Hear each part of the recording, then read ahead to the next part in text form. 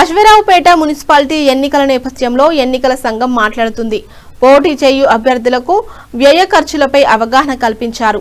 ఎన్నికల మున్సిపల్ సమయంలో పాటించాల్సిన బడ్జెట్ మరియు నియమావళి గురించి వివరించారు. ఎన్నికల వ్యయ పరిధి అభ్యర్థులు ఎన్నికల సంఘం నిర్ణయించిన ఖర్చు పరిమితిని తప్పనిసరిగా పాటించాలి. ఖర్చుల వివరాలు లెక్క పుస్తకాల్లో నమోదు చేయాలి. ప్రభుత్వ నిధుల వినియోగం నిషేధం. ప్రభుత్వ వాహనాలు, భవనాలు, సిబ్బంది నిధులను ఎన్నికల ప్రచారానికి ఉపయోగించకూడదు. ప్రలోభాలు ఇవ్వడం నిషేధం. డబ్బు, మద్యం, బహుమతులు, వస్తువులు పంపిణీ చేయడం పూర్తిగా నిషేధం. ఇది ఎన్నికల నేరంగా పరిగణిస్తారు. ప్రచార సమయ పరిధి పోలింగ్ కు 48 గంటల ముందు ప్రచారం పూర్తిగా నిలిపివేయాలని. గోడలపై రాతలు మరియు పోస్టర్లు అనుమతి లేకుండా గోడలపై రాతలు, ఫ్లెక్సీలు, పోస్టర్లు పెట్టడం నిషేధం. ప్రభుత్వ ఆస్తులను ఉపయోగించరాదు. లౌడ్ స్పీకర్లు మరియు సభలు. మతం, కులం ఆధారంగా ప్రచారం నిషేధం. మతం, కులం, భాష పేరుతో ఓట్లు అడగడం చట్టవిరుద్ధం. సోషల్ మీడియా నియమాలు. ఫేక్ న్యూస్, ద్వేష ప్రసంగాలు, అభ్యంతరకరం కంటెంట్ పోస్ట్ చేయరాదు. ఖర్చు చేసిన ఆన్లైన్ ప్రకటనలను కూడా ఖర్చులో చూపించాలి. ఓటర్లను బెదిరించడం నిషేధం. ఓటర్లను బెదిరించడం, ప్రభావితం చేయడం లేదా బలవంతంగా ఓటు వేయించడం నేరం. ఎన్నికల కోడ్ ఆఫ్ కండక్ట్. ఎన్నికల నోటిఫికేషన్ వచ్చిన వెంటనే మోడల్ కోడ్ ఆఫ్ కండక్ట్ అమల్లోకి వస్తుంది. అభివృద్ధి పనుల ప్రకటనలు, కొత్త పథకాలు ప్రకటించరాదు. నమస్తే, welcome to star 9 news. Dammapeta reporter Raju Soyam. ఈరోజు అశ్వరావుపేట మున్సిపల్ ఎలక్షన్ నిమిత్తము ఎవరైతే పోటీ చేస్తున్నారో పోటీదారులని అందరికీ కూడా ఖర్చులు ఏ రీతిగా ఖర్చు పెట్టాలో అది తెలియజేయడానికి కొరకు మున్సిపల్ కమిషన్ నుంచి మరి మేడం గారు వచ్చి ఈ విషయాలన్నీ కూడా ఎలా తెలియపరుస్తూ ఉన్నారు. ఇక్కడ సదస్సు ఏర్పాటు చేసి ప్రతి పార్టీ ఎవరైతే పోటీ చేస్తున్నారో వారందరినీ కూడా ఇక్కడికి ఆహ్వానించి వారందరికీ తెలియపరుస్తున్నారు. ఏం విషయాలు తెలియజేస్తున్నారో మనం చూద్దాం.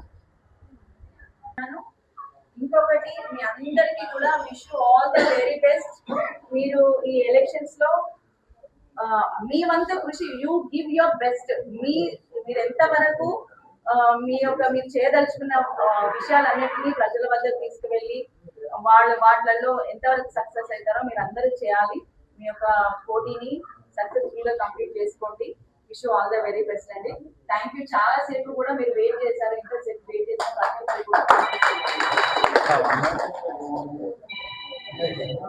ఎలక్షన్ కమిషన్ కు సంబంధించి ఏదైనా రివ్యూస్ జరిగినప్పుడు కానీ వాళ్ళు అందుబాటులో ఉండకపోవచ్చు. మిగతా అన్ని వేళల్లో మీకు ఖచ్చితంగా వాళ్ళు అందుబాటులో ఉంటారు.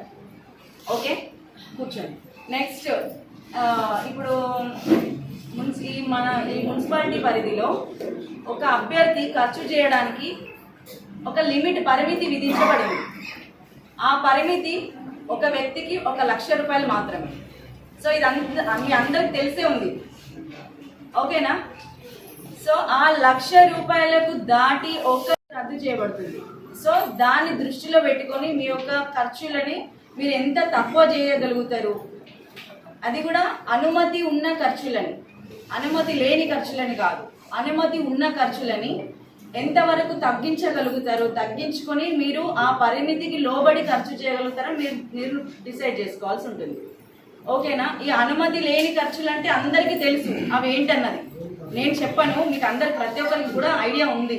ఇక అనుమతి ఉన్న ఖర్చులు అంటే ఇప్పటివరకు సార్ చెప్పారు, ప్రచారానికి అయ్యే ఖర్చులు అండ్ ఈ ప్రచార సాధనాలను తీసుకెళ్ళడానికి వాటికి డెకరేషన్కి. నంబర్ 2 ఈజ్ వీరేష్ బాబు గారు. అంటే